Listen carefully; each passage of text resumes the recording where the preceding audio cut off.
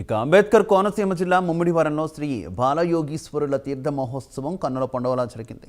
Amalapuram MP చింత Anuradha, Mummidivaram MLA Ponnada Venkata Satish బాలయోగీశ్వరుల ఆలయాన్ని సందర్శించారు. స్వామివారికి ప్రత్యేక పూజలు నిర్వహించారు. ప్రతి సంవత్సరం మహాశివరాత్రి మరుసటి రోజున ఈ ఉత్సవాలు నిర్వహించడం ఇక్కడ ఆనవాయితీగా వస్తోందని ఆలయ అర్చకులు చెబుతున్నారు. ఈ ఉత్సవాలను చూసేందుకు తమిళనాడు, కేరళ రాష్ట్రాల నుంచి కూడా భక్తులు వస్తారన్నారు.